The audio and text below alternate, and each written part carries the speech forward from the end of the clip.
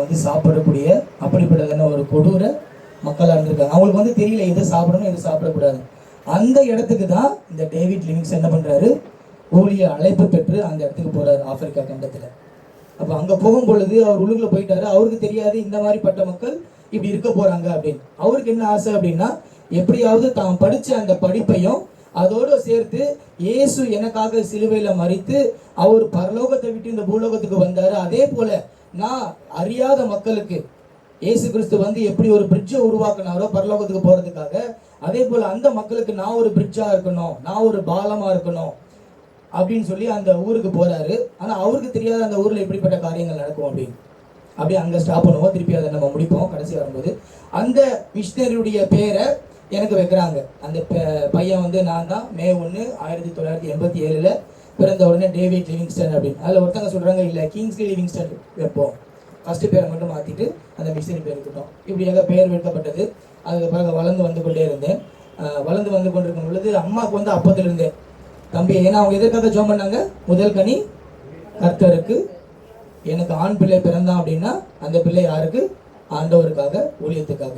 இதே போல பைபிள்ல இன்னொருத்தங்க ஜோம் பண்ணாங்க, அவங்களுக்கு அநேக நாள் பிள்ளை இல்லாமல் இருந்துச்சு. யாரு, அண்ணா. நீங்களே கைத்தடிக்கணும் உங்களுடைய வார்த்தைக்கு, உங்களுடைய பதிலுக்கு.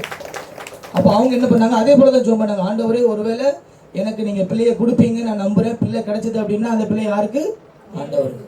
அதே போல அவங்க செய்து முடித்தாங்க. இப்போ அம்மா வந்து என்ன அப்படின்னா எனக்காக ஜோம் பண்ணிட்டு இருக்காங்க. ஜோம் பண்ணி ஆண்டவர் சமூகத்துல பதிலை பெற்றுக்கொண்டாங்க. ஆனா இப்போ பொருத்தனை நிறைவேற்றணும்.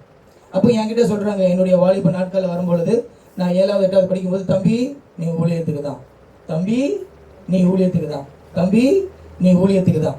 நான் ஃபஸ்ட்டே கேட்க சொன்னவங்கள கர்த்தருக்குள் சந்தோஷமாக இருக்கீங்களான்னு சொல்லி. அப்போ அதில் என்ன சொல்கிறாங்க, 2வது தடவை சொல்கிறாங்க. நம்ம வசனத்தை வாசிக்கும் போது பார்த்தீங்க அப்படின்னா மெய்யாகவே மெய்யாகவே. ஏன் 2 தடவை சொல்கிறாங்க அப்படின்னா அதில் வந்து ஆணித்தரமாக சொல்கிறது, இதுக்கப்புறம் வேற எதுவுமே கிடையாது, மெய்யாகவே மெய்யாகவே. அதே போல் எங்கள் அம்மா 2 தடவை இல்லை 3 தடவை இல்லை சொல்லிகிட்டே இருக்காங்க. ஒவ்வொரு வருடமும் நான் 7th பாஸ் பண்ணி 8th போவேன், தம்பி நீ ஊழியத்துக்கு. 8th பாஸ் பண்ணி 9th போவேன், தம்பி நீ ஊழியத்துக்கு. 9th பாஸ் பண்ணி 10th போவேன், தம்பி நீ ஊழியத்துக்கு. அதுக்கப்புறம் சபைகளில் சில வாலண்டியர் ஒர்க்ஸ், அதுக்கப்புறமா 10th முடிக்கும் பொழுது சபையில் டீம் மத்தியில் சண்டே கிளாஸ் எடுக்கிற ஒரு டீச்சராக இப்படியா இந்த ஊழியத்தை பண்ணிகிட்டே இருந்தேன். ஆனால் எனக்கு மனசுக்குள்ளே என்ன அப்படின்னா, அம்மா மட்டும் சொல்லிகிட்டே இருக்கட்டும், அது அம்மா கமிட் பண்ணாங்க. நம்ம இந்த மாதிரி சின்ன சின்ன ஊழியத்தை செய்வோம். சண்டே கிளாஸ் டீச்சராக இருப்போம், இல்லை ஒரு வாலண்டியராக ஒர்க் பண்ணுவோம், பாய் மடிச்சு போடுறது, சேர் எடுத்து போடுறது, மைக் செட் பண்ணுறது, இல்லை ட்ரம்ஸ் வாசிக்கிறது, இல்லை கிட்டார் வாசிக்கிறது, இதுவும் ஊழியம் தானே, இந்த ஊழியத்தை நம்ம பண்ணுவோம் அப்படின்னு எனக்குள்ளாகவே நான் பதில் சொல்ல ஆரம்பிச்சிட்டேன். இப்படியே போச்சு. கரெக்டாக 10th ஸ்டாண்டர்ட் எக்ஸாம் வரும்போது நான் ரொம்ப பரிசுத்தமான மாறுவேன். நீங்கள் எப்படின்னு தெரியல. அந்த நேரத்தில் தான் பார்த்தீங்கன்னா காலையில் எந்திரிச்சோன்னே ஒரே ஜெபம், படிக்கிறதுக்கு முன்னாடி புக்கை திறந்து வச்சு ஜெபம், அடுத்து ஸ்கூலுக்கு போகிறதுக்கு முன்னாடி ஜெபம், அடுத்து ஸ்கூல் முடிச்சுட்டு வந்த உடனே ஜெபம், அடுத்து ரிசல்ட் வரும்போது பார்த்தீங்கன்னா ஒரு நாள்லாம் சாப்பிட்றமோ இல்லையோ ஆண்டவரே ஆண்டவரே ஆண்டவரே மனம் இறங்கும். இப்படி ஜெபம் இருக்கும்போது 10th கரெக்டாக எங்கள் எக்ஸாம்லாம் முடிஞ்சதுக்கப்புறமா ஒரு கேம்ப்பு, எங்கள் சர்ச்சில் வச்ச கேம்பில் நாங்கள் எல்லாம் போயிருக்கோம். அப்போது போயிருக்கும்போது ஆண்டவர் பேசிகிட்டே இருக்கார் என் கூட. நான் மோஸ்ட்லி வந்து ரொம்ப ஷை டைப்பு. நான் இந்த மாதிரி முன்னாடி இதெல்லாம் பேச மாட்டேன். எங்கள் சர்ச்லேயே கடைசியாக எந்த ஒரு ரோ இருக்கும் அந்த ரோ தான் உட்காருக்கும். அதுவும் என்ன பண்ணுவோம், இந்த மாதிரி ஏதாவது ஃபேன் இருந்துச்சுன்னா அந்த ஃபேன் மறைவில் தான் உட்காந்துருப்பேன். அங்கே உட்காந்துட்டு மெசேஜ் கொடுக்குறத கேட்பேன். அதுக்கப்புறம் சர்ச்சு முடிஞ்சோடனே முடியறதுக்கு முன்னாடி ஆமேன் போகிறதுக்கு முன்னாடி ஃபஸ்ட் ஆள் நான் தான் வெளியே போவேன். யாருக்கிட்டையும் இந்த ப்ரைஸ்லாம் சொல்கிறது, சோதனை சொல்கிறது அந்த பழக்கமே கிடையாது. இப்படி இருந்த நாட்களில் சபையில் போய் உட்காந்துருக்கும் பொழுது அப்போது ஒரு பாஸ்டர் என்கிட்ட பேசிகிட்டே இருக்கிறார். அதே லிவிங்ஸ்டனுக்கு எப்படி பேசினாரோ அதே மாதிரி யார் எனது காரியமாய் போவான். அப்போது நான் கரெக்டாக ஒரு கையை காமிச்சு எனக்கு நேரம் பேசுகிற மாதிரி இருக்குது, யார் எனது காரியமாய் போவேன். நான் திரும்பிட்டு பார்க்குறேன், என் பக்கத்தில் இந்த பக்கமும் யாரும் இல்லை, இந்த பக்கமும் யாரும் இல்லை, நான் மட்டும் தான் அந்த ரோட உட்காந்துருக்கேன். நம்மளை கிடையாது, வேறு யாரையும் நம்மளே இல்லை, நம்ம இதுக்கு போகணும், நம்ம ஊழியம் தானே பண்ணிகிட்டு இருக்கோம். அதே போல் முடிஞ்சுது. திருப்பி சண்டே சர்ச் முடிஞ்சோன்னே வீட்டுக்கு போயாச்சு.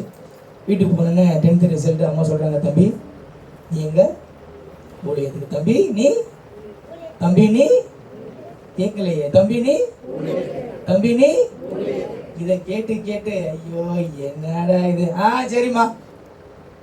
ஆனால் ஆண்டவர் என்ன பேசிகிட்டே இருக்கிற உள்ளுக்குள்ள. அம்மா இங்கிருந்தா சொல்கிறாங்க, ஆண்டவர் பேச யார் என்னது காரியமா அது 10th முடிஞ்சது, அடுத்து 11th, அதுக்கப்புறம் 11th ஃபுல்லாக சர்ச்சில் ஃபுல்லாக இன்வால்மெண்ட். சர்ச்சில் பார்த்தீங்கன்னா சனிக்கிழமையே போயிடுவேன். சனிக்கிழமையே போய் அங்கே நடக்கிற காரியங்கள், எங்கள் சர்ச்சில் வந்து 4 சர்வீஸ். காலையில் 5 மணிக்கு ஆரம்பிக்கும், 2 மணிக்கு தான் முடியும். காலையில் 5 மணிலேருந்து சர்ச்சு தான். எல்லாம் நான் கேட்குறேன், என் ஃப்ரெண்ட்ஸ்லாம் சொல்லுவாங்க, டே நீ என்ன கோயில் குட்டியா அப்படின்னு கேட்பாங்க. நீ என்ன வேணால் சொல்லிக்கோ, நான் ஊழியம் பண்ணணும். அதனால் என்ன பண்ணுறேன், ஃபர்ஸ்ட் சர்வீஸ் 5 மணிலேருந்து சனிக்கிழமையே போய் 5 மணிலேருந்து 2 மணி 3 மணி வீட்டுக்கு வரது 4 மணி ஆகும். அதே போல் சண்டே ஆனால் ஒரு நாளும் சண்டே சர்வீஸை மிஸ் பண்ணவே மாட்டோம், ஒரு நாளும் கிடையாது. அதில் ஸ்பெஷல் கிளாஸே வச்சாலும் சரி, கிளாஸை கட்டிச்சு சண்டே சர்வீஸ் போயிடும். சர்ச் தான் ஃபர்ஸ்ட். இதே மாதிரி போயிட்டே இருக்கும்போது திருப்பி அடுத்து ஒரு கேம்ப். அந்த கேம்பில் போகும்போது அதே போல் கடைசியாக உட்காந்துருக்கேன். அதே வார்த்தை, அதே பாஸ்டர் வேற, அதே போல் கையை காமிச்சு சொல்கிறாரு, யார் என்னது காரியமாய் போவார். இப்போ ஆண்டவர் என்கிட்ட லைட்டாக பேச ஆரம்பிச்சார். திருப்பி வீட்டுக்கு வரேன், 11th முடியுது. தம்பி நீ ஊழியத்துக்கு தான் கேட்கலையே, தம்பி நீ இப்போ ஆண்டவர் கொஞ்சம் கொஞ்சமாக பேச ஆரம்பிக்கிறார், நீ ஊழியத்துக்கு தான். அதுக்கப்புறம் கடைசியாக 12th முடியுது. 12th மார்க் கொஞ்சம் குறைவாக எடுத்தனால நான் எதிர்பார்த்த மாதிரி இன்ஜினியரிங் கிடைக்கல. சரி, அப்போ வேறு ஏதோ ஒரு காலேஜுக்கு போவோம்னா காலேஜில் எங்கேயுமே சீட் கிடைக்கல. அப்போ நான் சொல்லிட்டேன், ஒன்றும் பிரச்சனை இல்லை, நான் எங்கேயாவது ஒரு இடத்துக்கு காலேஜ் போகலனாலும் பரவாயில்ல, நான் திருப்பியும் +2 எழுதி திருப்பி நல்ல மார்க் எடுத்து நான் காலேஜுக்கு போகிறேன், மற்றபடி நான் ஊழியத்துக்கு போக மாட்டேன். அப்போ அந்த நாட்களில் ஒரு 2-3 நாட்களில் மோகன் சிலாசரஸ், அதுக்கப்புறமா அகசின் ஜெபகுமார் அவங்க மெசேஜை கேட்க ஆரம்பித்தோம் ஒவ்வொரு நாளும். அப்போ கேட்கும் பொழுது, அறுவடையோ மிகுதி ஆட்களோ வேலையாட்களோ திருப்பி அவங்க 2 பேச ஆரம்பிச்சுட்டே இருக்கிறார். என்னடா இது திருப்பி என்னால் எதுவுமே பண்ண முடியாதா, இந்த ஆண்டவர் ஏன் என்கிட்ட பேசிகிட்டே இருக்கிறார். இந்த பக்கம் பார்த்தா எங்கள் அம்மா, தம்பி நீ ஊழியத்துக்கு, இந்த பக்கம் பார்த்தா ஆண்டவர், யாரை நான் அனுப்புவேன், யார் எனது காரியமாக போவேன், அறுவடையோ மிகுதி ஆட்களோ குறையும். அப்போது ஜோமன்கிட்டே இருக்கிறேன். அப்புறம் ஜோமன் ஆரம்பிக்கும் பொழுது ஆண்டவர் என்கிட்ட பேச ஆரம்பித்தார் இந்த வார்த்தையை நிமித்தமாக. அடுத்து பேசிட்டு இருக்கும்போது, சரி ஆண்டவரே நான் ஊழியத்துக்கு வரேன், ஆனால் நான் எப்படி இருப்பேன் அப்படின்னா, ஒரு பாஸ்டர் இல்லை அப்படின்னா ஒரு வர்ஷிப் லீடர். நான் போகணும், ஆண்டவர் ஆராதிக்கணும், நல்ல மக்கள் ஆண்டவர் ஆராதனைக்குள்ளே கொண்டு வரணும். இதே போல தான் என்னுடைய லைஃப் ஸ்டைல். ஏன்னா எங்கள் சர்ச்சில் நான் பார்த்து வளர்ந்ததெல்லாம் அதுதான். அதனால எனக்கு என்ன அப்படின்னா, அதே போல நம்ம மாறிடுவோம். சரி ஆண்டவரே பாஸ்டர் தானே, ஓகே, நான் பார்ட் டைம் பாஸ்டராக இருக்கேன். என்ன பாஸ்டர் அப்படியும் ஆண்டவர் பேசுறாரு. ஆனாலும் எனக்கு முழு மனதோடு முழு நேர ஊழியத்துக்கு ஒப்பு கொடுக்கல, பார்ட் டைம் பாஸ்டர். நான் என்ன பண்ணுறேன் அப்படின்னா, வீக்கில் அட்லீஸ்ட் 2 days நான் என்ன பண்ணுவேன், உங்கள் ஊழியத்தை பண்ணுறேன். ஆண்டவர் அதுக்கு ஒப்பு கொடுத்தாரு. சரி, அப்புறம் மற்றபடி ப்ரேயருக்கு, அமாவாசை ப்ரேயர், பௌர்ணமி ப்ரேயர், அடுத்து எங்கெங்கெல்லாம் சண்டே சர்வீஸ் நடந்து முடிஞ்ச உடனே ஈவினிங்கில் எங்கே சர்வீஸ் நடக்குதோ அங்கே அண்ணன்மார் கூட போயிடுவேன். அங்கே இருக்கிற ஒரு லீடர்ஸ் கூட, அப்புறம் ஒரு பாஸ்டர் கூட எல்லா இடத்துக்கும் போய் கேர்சல். அப்புறம் எங்களுக்கு பார்த்தீங்க அப்படின்னா எவ்ரி வெனஸ்டே ஒவ்வொரு இடத்துல சிறு குழுவாக கூடி ஜெபிக்கிற பராமரிப்பு குழு அப்படின்னு சொல்லுவாங்க, கேர்சல் அப்படின்னு. அதில் லீடராக இருந்து அதை நடத்த ஆரம்பித்தேன். அப்புறம் பார்த்தா எனக்கு அந்த வருடத்தில் ஆகஸ்ட் வந்துருச்சு, இதே மாதம் ஆகஸ்ட் மாதம். அது வரைக்குமே எனக்கு காலேஜ்லேயே சீட்டே கிடைக்கல. அப்போ நான் ஒரு நாள் உபவாசம் படி ஜெபம் பண்ண ஆரம்பித்தேன். ஆண்டவரே, என் நண்பர்கள்லாம் போகிறாங்களே, ஏன் என்னுடைய வாழ்க்கையில் தடைப்பட்டுகிட்டே இருக்கு. எத்தனையோ பேர் என்னோட கம்மி மார்க் எடுத்தவங்களாம் அழகாக போய் ஜாயின் பண்ணிட்டாங்க, ஏன் எனக்கு கிடைக்கல. திருப்பி ஆண்டவர் அதே வசனம், யார் எனது காரியமாக.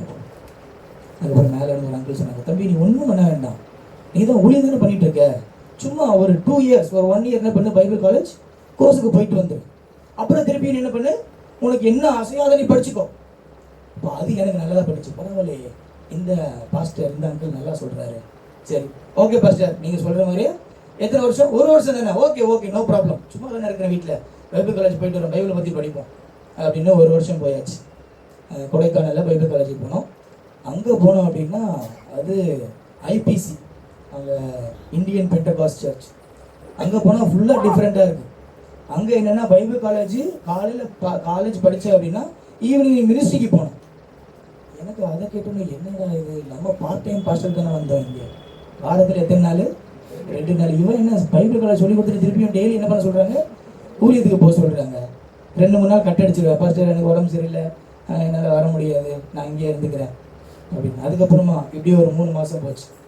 அடுத்து ஒவ்வொரு சண்டேவும் ஆண்டவர்கிட்ட ஜெபிக்கும் பொழுது ஆண்டவர் திருப்பியும் அதே வசனத்தில், யார் எனது அறுவடையோ வேலையாட்களோ. திருப்பி என்னோட ஆண்டவர் பேசிக்கிட்டே இருக்காரு. இது ஒரு சைக்கிள் மாதிரி சுற்றி வந்துக்கிட்டே இருக்கு. ஏன்னா ஆண்டவர் விடுற மாதிரி இல்லை. அப்புறம் ஒரு ஊழியர் வந்தார். அவர் சொன்னார், மீன் பிடிக்கும் போது என்ன பண்ணுவாங்களா, ஃபஸ்ட்டு வலையை வீசுவாங்க. வலையில் மீட்டுற மீனுக்குலாம் என்ன ஆகும்? மீன் பிடிச்சி தான் எடுக்கணும். சரி, தூண்டில் போடும்போது மீன் எப்படி வரும்? மாட்டி கிழிச்சு இந்த பக்கம் ரத்தம். ஆனா வலையில வரும்போது திருப்பி ஆண்டவர் ஊழியக்காரர் பேசுறாரு, தம்பி வலை போடும் போது வந்துரு, தூண்டில் போட்டாரு கிழிச்சிருவாரு. திருப்பி நான் போய் ஜெபம் பண்ண ஆரம்பிச்சேன். ஆண்டவரே, அப்படி என்கிட்ட தான் பேசுறீங்களா? நான் ஒப்பு கொடுக்குறேன். 1 வருஷம் முடிஞ்சிருச்சு. இப்போ நான் என்னுடைய எதிர்பார்ப்பு என்ன? அப்பாடா, பார்ட்-டைம் பாஸ்டருக்கு நம்ம இப்போ ரெடி. வீட்டுக்கு வரேன். வீட்டுக்கு வந்த உடனே அம்மா அப்பாக்கெல்லாம் ரொம்ப சந்தோஷம். அம்மா, தம்பி நான் சொன்னல, நீ எதுக்கு அப்போ திருப்பி ஆண்டவர் எனக்கு இப்போ என்ன ஞாபகம் இருக்கு? வலை, இன்னொன்று துண்டு. அந்த மெசேஜை கேட்டு வீட்டுக்கு வந்திருக்க. வலை, இன்னொன்று துண்டு. அப்போ ஜோம் பண்ணிட்டு, சரி இன்னும் 1 வருஷம் தானே படிச்சிருவோம் அப்படின்னு சொல்லிட்டு இன்னொரு வருஷம் போய் ஜாயின் பண்ணியாச்சு. அதுக்கப்புறம் இதே போல் அவனுடைய வார்த்தைகள் திருப்பி 2 வருஷம் முடிஞ்சுது. அடுத்து இன்னும் 1 வருஷம் தானே, என்னாச்சு? 3ஆவது வருஷமும் படித்து முடிச்சாச்சு. அப்போ படித்து முடிச்சோடனே எல்லாரும் அங்கே இருந்த பைபிள் காலேஜ் ஸ்டூடெண்ட்ஸ் எல்லாருக்கும் உடனே அழைப்பு. ஒருத்தர் சொல்கிறாரு, எங்கள் அப்பா ஆல்ரெடி பாஸ்டராக இருக்காரா தூத்துக்குடியில், நான் அங்கே போயிடுவேன், நான் அடுத்து துணை போதகர். அடுத்து இன்னொருத்தர் சொல்கிறேன், எங்கள் அப்பா ஆல்ரெடி எனக்கு எல்லாம் பேஸ் செட் பண்ணிட்டாரு, அதனால் நான் அங்கே போனேன் அப்படின்னா நான் வந்து ப்ராஃபட்டிக் மினிஸ்ட்ரி. அடுத்து இன்னொருத்தர் என் பேச்சில் இருந்தோம், அவன் சொல்கிறான், நான் போனேன் அப்படின்னா எங்கள் கிராமத்தில் எங்கள் அப்பா ஒரு சிறு ஊழியம் வச்சுருக்காரு, அதுக்கு நான் போயிடுவேன். அப்போது எனக்குள்ள ஆண்டு பேச ஆரம்பித்தார். ஆண்டு எனக்கு என்ன அழைப்பு? ஏன்னா எங்கள் ஃபேமிலியில் யாருமே மினிஸ்ட்ரியிலே கிடையாது. எல்லாம் அவங்க ஜாபில் இருக்காங்க, அவங்க வேலை பார்த்துட்டு இருக்காங்க. அப்பா சென்ட்ரல் கவர்மெண்ட் ஜாப். எனக்கு இன்னொரு ஆசை இருந்துச்சு அப்படின்னா, ஒரு அற்ப ஆசை. நம்ம அப்பா சென்ட்ரல் கவர்மெண்ட் தானே, அப்பாவுடைய ரெக்கமெண்டேஷனில் நம்ம என்ன பண்ணுறோம், உள்ளே போயிடுவோம். இது வந்து கடைசியாக எனக்கு வந்து என்ஜினியர் படிக்கணும். அதுக்கப்புறம் ஒருவேளை அது கைக்கூடி வரல அப்படின்னா அப்பா ஜாப்ல உள்ளே போயிடுவோம். ஆனால் ஆண்டவருடைய வழி வித்தியாசமாக இருந்தது. அப்போ இங்கே என்னாச்சு அப்படின்னா எல்லாரும் போயிட்டாங்க. நான் யோசிக்கிறேன், ஒருவேளை நம்ம பார்ட் டைம் பாஸ்டர் தானே, நம்ம சர்ச்சில் போய் ஜாயின் பண்ணுறோம் அப்படின்னு. நானும் அதை ரொம்ப ஒரு அவருடைய அழைப்பை வந்து நான் என்ன பண்ணுறேன்னா உதாசீனப்படுத்த ஆரம்பிச்சிட்டேன். அவர் தொடர்ந்து என்கிட்ட பேசிகிட்டே இருக்கார். ஆனால் என்ன பண்ணுறேன், நான் அவருடைய அழைப்பை உதாசீனப்படுத்த ஆரம்பிச்சிட்டேன். அப்புறம் கரெக்டாக ஜனவரி 1ஆம் தேதி எங்களுடைய புது வருட ஆராதனை அது முடிச்ச உடனே அதில் தெளிவாக என்கிட்ட ஆண்டவர் பேசிட்டார். அழைப்பு இல்லை அப்படின்னா நீ அசிங்கப்படுவாய் அப்படின்னு. என்ன பண்ணுறதுன்னு தெரியல. அன்னைக்கு போய் விட்டாங்கப்பட்டேன். ஆண்டவரே, எனக்கு ஒரு தெளிவை கொடுங்க. உண்மையாகவே நீங்கள் என்னை அழைக்கிறீங்க அப்படின்னா எனக்கு வார்த்தையை கொடுங்க, வேதாகமத்தில் இல்லை அப்படின்னா இன்னையோட முற்றுப்புள்ளி. நான் பார்ட் டைம் பாஸ்டரோ இல்லை சென்ட்ரல் கவர்மெண்ட் சர்வீஸோ இல்லை ஏதோ ஒன்று பண்ணிட்டு போகிறேன். ஆனால் எனக்கு நீங்கள் என்ன பண்ணணும், இன்னைக்கு உங்கள் அழைப்பை தரணும். எங்களுக்கு காலையில் புதுவர் ஆராதனை முடிஞ்சது ஜனவரி 1, 2007. அப்போது நேராக போய் ஆண்டவர் சமூகத்தில் உட்காந்தேன். கதவை லாக் பண்ணேன். கிளாஸ் ரூமில் லாக் பண்ணி நேராக குட்டங்கள் போட்டு ஜோம் பண்ண ஆரம்பிச்சு. இன்றைக்கி நீங்கள் என்கிட்ட பேசாத பட்சத்தில் இந்த ரூம் விட்டு நான் வெளியே வர மாட்டேன். கரெக்டாக நான் உள்ளுக்குள்ளே போகும்போது 7, 7:30, 8 மணி இருக்கும். நானும் ஜோம் பண்ணிகிட்டே இருந்தேன். முட்டி போட்டு அந்த பக்கம் நடக்கிறது, இந்த பக்கம் நடக்கிறது. ஜோம் பண்ணி என்னோட பேசுங்க. கரெக்டாக முடிச்சுட்டு அந்த சமயத்தில் நான் ஏசாயா படிச்சுட்டு இருந்தேன். அப்போ ஏசாயா படிக்கும்போது நம்ம முன்னாடி வாசித்த வசனம், ஏசாயா தீர்க்க தரிசன வார்த்தையை ஏசப்பாவை கொடுத்த அதே வார்த்தை. எப்போவுமே என் பைபிளில் பார்த்தீங்க அப்படின்னா இந்தியா மேப் இருக்கும். என் தமிழ் பைபிளில் வச்சுருப்பேன் இந்தியா மேப். எப்போவுமே ஜோம் பண்ண ஆரம்பிப்பேன். நான் ஜோம் பண்ணிட்டு இருக்கும்பொழுது ஆண்டவர் அதிகமாக எனக்கு நார்த் இந்தியா மேலே பாடத்தை கொடுத்தாங்க. அப்போது நான் முடிவு பண்ணேன், இந்த ஆண்டவர் இந்த வசனத்தின் நிமித்தமாக என்னை அழைத்து நார்த் இந்தியாவுக்கு என்ன கொண்டு போக போகிறாங்க. அன்னைக்கு தெளிவாச்சு. எல்லாத்துலேயும் சொன்னேன். அடுத்த நாள் வந்தாங்க, எல்லாத்தையும் சொன்னேன். அதில் நடுவில் நடந்த ஒரு சம்பவம் என்னை ரொம்ப மனதளவில் பாதிக்கப்பட ஆரம்பிச்சது. பால் தாங்கியா தெரியும் தெரியல. அந்த பாஸ்டர் வந்து எங்களுடைய பைபிள் காலேஜில் ஒரு மூத்த ஐயா வந்து தவறிட்டாங்க. அதனால் அவங்களுடைய அந்த பரியல் சர்வீஸ்க்காக வந்திருந்தாங்க. அப்போ வந்திருந்தப்போ பாஸ்டர் நீங்கள் ஸ்டூடெண்ட்ஸ் கூட உட்காந்து கொஞ்ச நாள் பேசுங்க அப்படின்னாங்க. அப்போ பால் தாங்கியா பாஸ்டர் பேசும்பொழுது அப்போ தான் அந்த சம்பவம் நடந்தது. எல்லாரும் சொல்லிட்டு இருக்கும்போது எல்லாரும் சொல்லிட்டாங்க, எனக்கு இந்த அழைப்பு பாஸ்டர், எனக்கு போதகர் அழைப்பு, எனக்கு சுவிசேஷ அழைப்பு, எனக்கு தீர்க்க தரிசன ஊழிய அழைப்பு. அப்போ என்கிட்ட கேட்கும் பொழுது இல்லை பாஸ்டர் எனக்கு என்ன அழைப்பு இல்லை. தம்பி 3 வருஷம் பைபிள் காலேஜ் படிச்சு உனக்கு அழைப்பு இல்லையா? அவர் தான் சொன்னார், அழைப்பு இல்லை என்றால் நீ என்ன பண்ணுவாய்? அசிங்கப்படுவாய். அதை மனசில் வச்சு கரெக்டாக ஜனவரி 1 ஜோம் பண்ணும்போது ஆண்டு அழைப்பு கொடுத்தார். எங்கள் மாமா எல்லாம் சொல்ல ஆரம்பித்தாங்க, தம்பி பைபிள் காலேஜ் முடிச்சுட்ட, ஊழியம் பண்ணிடு, ஊழியம் பண்ணல என்ன நீ சபிக்கப்பட்டவனா மாறி. இந்த பக்கத்துல இருந்து ஒரு பயம், இந்த பக்கத்தில் ஆண்டவர் அழைப்பை கொடுத்துட்டார். ஆனால் இப்போ நம்ம அந்த அழைப்புக்கு இணங்கி எங்கே போகிறது? நார்த் இந்தியாவுக்கு எப்படி போகிறது? நான் அது வரைக்கும் நார்த் இந்தியாவுக்கு ஹிந்தி தெரியாது, அதுக்கப்புறம் அங்கே இருக்கிற கலாச்சாரம் தெரியாது, நம்மளுக்கு தெரிஞ்சதெல்லாம் தமிழ், அதுக்கப்புறம் தமிழை விட்டால் இங்கே இருக்கிற நண்பர்கள், அடுத்து இங்கே இருக்கிற கலாச்சாரம், இதை நம்மளுக்கு தெரியும். அப்போ ஜோமன் ஆரம்பிச்சு, ஜோமன் டெய்லியும் பைபிள் காலேஜ் முடிச்சுட்டு வந்தேன். ஆண்டவரே நீங்கள் அழைப்பை கொடுத்துருக்குறீங்க, நீங்கள் என்ன பண்ணி என்ன செய்ய போகிறீங்க? உங்களுடைய மேப்பில் நான் இருக்கணும். யாருடைய மேப்பில்? ஆண்டவருடைய மேப்பில், அப்பா மேப்பில் நான் எங்கே இருக்கணுமோ அங்கே என்னை கொண்டு போங்க. முழுமையாக ஆண்டவர் பண்ணிக்க ஆரம்பித்தேன். ஏசப்பா இனிமேல் நான் இல்லை, நீங்கள் தான் என்னுடைய வாழ்க்கையுமே. நான் எங்கே போகிறேனோ, எந்த காலேஜுக்கு கூட்டு போங்க, எந்த ஊழியத்துக்கு கூட்டு போங்க, இனிமேல் நான் இல்லை, நீங்கள் தான் என்னை வழி நடத்தணும். ஒவ்வொரு நாளும் ஜெபம் பண்ண ஆரம்பித்தேன். பவுலுடைய மிஷனரி பிரயாணங்களை தியானிக்க ஆரம்பித்தேன். அவருடைய பிரயாணங்கள் எப்படி முடிச்சார், எங்கே முடிஞ்சது, எங்கே போனார், எத்தனை மிஷனரி பயணங்கள். என்னுடைய கட்டல் கடையில் இப்போயும் போய் பார்த்தீங்க அப்படின்னா அந்த பழைய சார்ட்டில் அவருடைய மேப்பை வரைஞ்சி நான் அந்த மேப்பில் கை வச்சு ஜெபம் பண்ண ஆரம்பித்தேன். ஆண்டவரே நீங்கள் பவுலை நடத்த வல்லவராக இருப்பீங்க, நான் என்னையும் நடத்துங்க. ஒவ்வொரு நாள் ஜோமண்டே இருக்கிறேன். அடுத்து எந்த ஒரு பாஸ்டர் என்ற சொன்னவரை, தம்பி நீ பார்ட் டைம் மினிஸ்ட்ரிக்கு என்ன பண்ணு, 1 வருஷம் போ. அவர் திருப்பி வந்தார், தம்பி 1 வருஷம் போ சொன்ன, 3 வருஷம் முடிச்சிட்டியே, வெரி குட், சரி வா இப்போ நம்ம சர்ச்சில் நீ வந்து பாஸ்டராக ஜாயின் பண்ணிடு. அப்போ எனக்கு இந்த பக்கம் என்னுடைய ஆசை என்னன்னு சொன்னேன், ஃபர்ஸ்ட் வர்ஷிப் லீடராக மாறணும், ஒரு பாஸ்டர், பார்ட் டைம் பாஸ்டர். அப்போ அவர் ஒரு பக்கம் சொல்றாரு, இந்த பக்கம் ஆண்டவர் இது என்னுடைய அழைப்பா. ஏன்னா இந்த அழைப்பு இயேசுவுக்கு கொடுக்கப்பட்ட தீர்க்க தரிசன வார்த்தை. அவர் என்ன பண்ணாரு, பரலோகத்தை விட்டு இந்த பூலோகத்துக்கு வந்தார். அவர் பரலோக பாஷையை விட்டு பூலோக மனிதர்கள் பேசும் பாஷையை பேசினார். அப்போ ஆண்டவர் என்னுடைய அழைப்பு சரியானதா இருக்கான்னு தெரியலையே, நான் ஒருவேளை பாஸ்டராக போனேன் அப்படின்னா அந்த அழைப்பு உங்களுடைய மேப்ல நான் கரெக்டாக இருப்பேன்னா, இல்லை அப்படின்னா எனக்கு நீங்கள் கொடுத்த பாரமா எங்க நார்த் இந்தியாவில் எங்க சுவிசேஷம் ஒரு முறை கூட அறிவிக்கப்படலையோ அந்த இடத்துக்கு நான் ஊழியம் பண்ண போனோம். அப்போ இப்படியே நாட்கள் கடந்து போயிட்டே இருந்துச்சு. கரெக்டாக மே மாதத்துக்கு முன்னாடி அப்போது கொஞ்சம் குழப்பமாக இருந்தேன். ஆண்டவர் ஆனால் ஒரு வார்த்தை மட்டும் ஜெபம் பண்ணியிருந்தேன், ஆண்டவரே நான் எப்பவும் உங்கள் மேப்பில் இருக்கணும், நான் எப்பவும் உங்கள் மேப்பில் இருக்கணும், நீங்கள் தான் என்ன பண்ணணும், கைட் பண்ணணும். இன்றைக்கி கூகுள் மேப் இருக்குது ஃபோனில், நம்ம கிளிக் பண்ணோம் அப்படின்னா ப்ளூவாக ஒரு மார்க் இருக்கும், அந்த மார்க் எது குறிப்பிடும், நம்ம எங்கே இருக்கோமோ அதை குறிப்பிடும், நீங்கள் எங்கே இருக்கீங்களோ அதை குறிப்பிடும், நான் எங்கே இருக்கோம் குறிப்பிடும். நம்ம எங்கெங்கெல்லாம் போகிறோமோ அதை என்ன பண்ணோம், சில சமயம் அது தப்பாகலாம். ஆனால் அழைத்த தேவனுடைய மேப்பில் ஒரு நாள் ஒரு தடவையும் தப்பே ஆகும். அவர் கரெக்டாக லீட் பண்ணிட்டே போனார். மே மாதம் வருது, சற்று குழப்பம் அடைந்தேன், என்ன பண்ணுறதுன்னு தெரியலையே.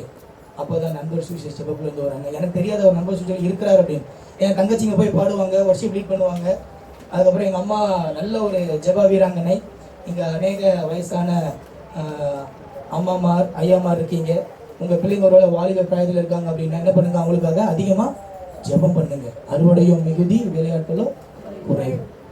எங்கள் அம்மா ஜோம் பண்ணிட்டே இருந்தாங்க. எங்கள் அம்மா கரெக்டாக ஜோம் பண்ணி ஒவ்வொரு நாளும் எனக்காக ஜோம் பண்ணி, தம்பி நீ ஊழியத்துக்கு என்கிட்ட சொல்கிறது மாத்திரம் இல்லை, ஒவ்வொரு நாளும் எனக்காக ஜோம் பண்ண ஆரம்பிச்சாங்க. அந்த ஜபம் தான் இன்னைக்கு நான் இங்கே நின்று உங்கள் மத்தியில் ஒரு சாட்சியாக நிற்க ஆண்டவர் உதவி செய்தார். எத்தனை வாலிப தம்பி இருக்கீங்க, ஒருவேளை ஆண்டோடைய அழைப்பு உதாசனப்படுத்துறீங்களா? இல்லை எனக்கு இல்லை, நான் போக மாட்டேன் ஊழியத்துக்கு, உங்கள்கிட்ட ஆண்டவர் பேசிட்டு இருக்கார். வாலிப தங்கச்சி, வாலிப தம்பி, தேவன் உங்களை அழைக்கிறார். அறுவடையோ மிகுதி, வேலையாட்களோ குறைவு. அப்போ அந்த டைம்ல கரெக்டாக அந்த அண்ணா வர்றாரு. அந்த அண்ணா வந்து டேய் சாப்பாடு போடுறா அப்படின்னாரு. எனக்கு ஒன்றும் புரியல, என்னடா இவர் வந்து சாப்பாடு போடுறான்றாரு. எனக்கு அளவா கொஞ்சமாக தக்காளி சோறு இருந்துச்சு. அம்மா வந்து சில சமயம் பிரேயருக்கு போயிடுவாங்க. டேய் இருக்கா இல்லையா? கொஞ்சமாக இருக்குது, சரி வா சாப்பிடலாம். ஏன்னா அவருடைய வீட்டில் அவங்க மனைவி வீட்டை லாக் பண்ணிவிட்டு சாவியை கொடுத்துட்டு போனாங்க. அவங்க என்ன பண்ணிட்டாங்கன்னா அவங்க வீட்டில் லாக் பண்ணிட்டு போயிட்டாங்க. அதனால் அவருக்கு பயங்கர பசி. வேலைக்கு போயிட்டு வந்துட்டு கரெக்டாக ஒரு 3 மணிக்குள்ளே இருக்கும். டேய் கொடு அப்படின்னா 2 பேரும் அந்த சாப்பாடை சாப்பிட்டு இருக்கும் பொழுது அப்போ தான் அவர் சொன்னார், டே பைபிள் காலேஜ்லாம் போயிட்டு வந்துட்டேன், இப்போ எங்கே போக போகிறேன், என்ன பண்ண போகிறேன்? நான் ஏற்கனவே கொஞ்சம் என்ன பண்ணேன், குழப்பத்தில் இருந்தேன். அப்போ நான் சொன்னேன், அண்ணே ஏசாயா 61:1 என்னுடைய அழைப்பு. அந்த வசனத்தின் மூலமாக ஆண்டவர் அழைத்திருக்கிறார். அடுத்து நார்த் இந்தியாவில் தான் எனக்கு பாரமாக இருக்குது. எனக்கு சவுத் இந்தியாவில் ஊழியம் வேண்டாம். எங்கே போகணும்? நான் நார்த் இந்தியா. இன்னும் 5 நிமிஷம் இருக்குது. என்ன சொன்னேன்? டே எங்கேயும் கமிட் பண்ணிடுறாங்க. கரெக்டாக ஒரு கேம்ப் இருக்குது, அந்த கேம்புக்கு வா, ஆண்டவர்கிட்ட கண்டிப்பாக பேசுவார். அப்போ இதுக்கு முன்னாடியே ஜம்மு காஷ்மீரில் ஒரு மிஷினரி அண்ணா வந்து எங்கள் சர்ச்சில் போயிருந்தார். அவர் வந்து சொன்ன ஒரு வார்த்தை, அவர் என்ன சொன்னார் அப்படின்னா, ஊழியம் பண்ணிட்டு இருக்கும் பொழுது அவர் வந்து ட்ராக்ஸ் கொடுக்க போயிருக்கிறார் ஒவ்வொரு இடமும். அதே போல் போயிட்டு இருக்கும் பொழுது அவங்க எல்லாம் ஒரு இடத்துக்கு குழுவாக போய் கங்கை நதி ஓரமாக அந்த இதில் என்ன பண்ணிருக்காங்கன்னா கைப்பிடித்தி கொடுத்துட்டே இருந்திருக்காங்க. அப்போது ஒரு அம்மா அழுதுகிட்டே வந்திருக்காங்க. அப்போது அந்த அம்மா கிட்ட அவர் கொடுத்துருக்கிறார். அதில் வந்து நிம்மதி எங்கே என்ன பண்ணுறது, நிம்மதி எங்கே, அதில் முடிவில் வந்து நிம்மதி இங்கே அப்படின்னு போட்டிருக்கோம். அந்த கைப்பிரதியை வந்து எல்லாத்தையும் கொடுத்த உடனே அந்த அம்மா வாங்கி அதை படிச்சுட்டு ஒரே அழுக. ஏற்கனவே அழுதுட்டு வந்தாங்க. ஐயா ஒரு நிமிஷம் முன்னாடி வந்திருக்க கூடாதா, ஐயா ஒரு 2 நிமிஷம் முன்னாடி வந்திருக்க கூடாதா. அவருக்கு ஒன்றும் புரியல. என்னடா இவங்க சொல்றது புரியலையே, என்னம்மா வாங்க உட்காருங்க, என்னாச்சு சொல்லுங்க. இப்போதான் ஐயா பிறந்து 3 மாசமான குழந்தைய பலி கொடுத்துட்டு வந்திருக்கேன். நிம்மதி எங்கே, நிம்மதி இங்கே. ஒரு நிமிஷத்துக்கு முன்னாடி கொடுத்துருந்தீங்கன்னா எங்க குடும்பத்தில் என்ன வந்திருக்கும்? நிம்மதி வந்திருக்குமே. அந்த இயேசுவை நாங்கள் அறிந்திருப்போமே. நான் என் குழந்தைய பலி கொடுத்துருக்க மாட்டேனே. அவர் சொன்ன ஒரே வார்த்தை, நீ தாமதிக்கும் ஒவ்வொரு நிமிடமும் ஒரு குழந்தை எங்கேயோ என்ன ஆயிட்டு இருக்கு, மறைச்சுட்டு. அடுத்து அது என்கிட்ட உள்ள ஆண்டு பேசிட்டே இருக்காரு. அந்த என்ன கூப்பிட்டு அதே கேம்புக்கு போனேன். அந்த கேம்புக்கு போய் இன்னொரு மிஷினரி அவரும் அதே தான், அவரு இதே மாதிரி போயிட்டு இருக்கும் பொழுது அதே வார்த்தை எனக்கு ரிப்பீட் ஆகுது. நீ தாமதிக்கும் ஒவ்வொரு நிமிடமும் ஒரு ஆத்மா என்ன பண்ணிட்டு இருக்கு, மரணத்துக்கு நேராக போயிட்டு இருக்கு, நரகத்துக்கு போயிட்டு இருக்கு. ஆண்டவர் அறியாம திருப்பி ஆண்டவர் என்னை உறுதிப்படுத்தினார். அப்புறம் எனக்கு தெரியல, இந்த நண்பர் சுவிசேஷ ஜபக்குழு தான் என்னுடைய ஊழியமா. ஏன்னா நான் என்ன சொன்னேன், ஆண்டவரே நான் எப்பொழுதும் உங்க மேப்ல இருக்கணும். அப்போ மனசுல கிதியோன் மாதிரி ஒரு ஜோமனை. இந்த மாதிரிலாம் சாதாரண மனிதர்கள் நம்மளுக்கு என்ன வரும், அடிக்கடி சந்தேகம் வரும். தோமாவே இங்கே தான் வந்தார். அதனால் நம்மளுக்கு என்ன வரும், உள்ளே விட்டு பார்த்தா தான் தெரியும் நீ இயேசுவான்னு. எனக்கும் அதே சந்தேகம், எஃப்எம்பிக்குள்ளே தான் இருக்கணுமா. அப்போ சின்னதாக ஒரு ஜோமன், ஆண்டவரே நான் இப்போ இந்த இடத்துல வந்து எழுதி கொடுக்க மாட்டேன் ஃபார்மை, நான் இங்கே வந்து கமிட் பண்ண மாட்டேன், நான் எஞ்சி போகிறேன், நான் ரூமுக்கு போகிறேன். நான் எந்த இடத்துல நிற்கிறேனோ, எந்த இடத்துல நான் கிராஸ் பண்ணுறதுக்கு முன்னாடி எந்த அண்ணன் என்னை கூப்பிட்டு வந்தாரோ அந்த அண்ணன் என்னை என்ன பண்ணுவோம், வந்து அதே இடத்துல மீட் பண்ணணும். அப்படி மீட் பண்ணிட்டேன் அப்படின்னா நான் அக்செப்ட் பண்ணிக்கிறேன், நான் உங்கள் மேப்பில் இருக்கேன், என்னுடைய அழைப்பு நண்பர் சுவிசேஷ ஜபக்குழு தான். அதே போல் போயிட்டு இருக்கேன். எனக்கு வந்து நம்பிக்கையே இல்லை, கண்டிப்பாக அந்த அண்ணன் வரமாட்டார். ஏன்னா அவர் வந்து சமையல் இன்சார்ஜ். அவர் அங்கே இருந்து அவங்க வேலையை பார்த்தா தான் மற்றவங்களாம் சாப்பிட முடியும்.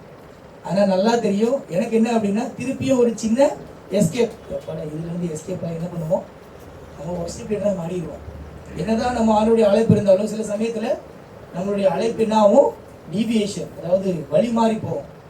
ஆனால் அன்னைக்கு நடந்த அற்புதம், போயிட்டு இருக்கேன், கரெக்டாக எந்த இடத்துல சொன்னனோ அதே இடத்துல அந்த அண்ணன் வந்து, டேய் எழுதிட்டியா. அதனால் இதுவுமே அப்படி பேர்த்துருச்சு எனக்கு, என்னடா இது. அப்புறம் அவரு தான் கொடுக்குறாரு, வா வா வா வா வா. அன்னைக்கு உட்காந்து எழுதி 12 மணி வரைக்கும் என்னுடைய சாட்சி எழுதி கொடுத்து, நான் நினச்சேன் என்னை கூப்பிட மாட்டாங்க, அழைப்பு வராது. அதே இடத்துல அழைப்பு வந்து, கால் லெட்டர் வந்து, அந்த இடத்துக்கு போய் ஊழியத்தில் நின்று ஜார்க்கண்ட் மாநிலத்தில் 5 வருடத்தில் கிட்டத்தட்ட 200 ஆத்மாக்கள் ஆந்திரத்தில் கொண்டு உதவி செய்கிறார். இப்போ மேற்கு வங்காளத்தில் 5000க்கும் அதிகமான ஆத்மாக்களை ஆந்திர சமூகத்தில் கொண்டு உதவி செய்கிறார். நம்ம அழைப்பை சரியாக புரிந்து கொள்ளும் பொழுது ஆண்டவர் உங்களை கொண்டு, உன்னை கொண்டு, என்னை கொண்டு என்ன செய்ய நினைத்திருக்கிறார், ஒரு பொழுதும் தடைபடாது. நம்மள முழங்கால் படிடுவோமா.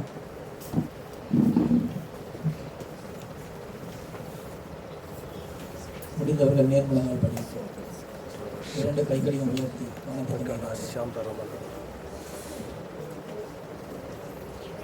யாரை நான் அனுப்புகிறேன், என் காரியமா யார் போவான், என்னை அனுப்பும், என்னை அனுப்பும், மறுபடியோ மிகுதி வேலையாட்களும். ஒரு அறிக்கை ஜபமாக, ஒரு கமிட்மெண்ட் பிரேயராக, ஒரு அர்ப்பணிப்பாக, நீ தாமதிக்கும் ஒவ்வொரு நிமிடமும் ஒவ்வொரு ஆத்மா நரகத்துக்கு நேராக போயிட்டு இருக்கு. ஒரு நாள் எத்தனை நிமிடங்கள், எத்தனை பேர் நரகத்துக்கு போயிட்டு இருக்காங்க.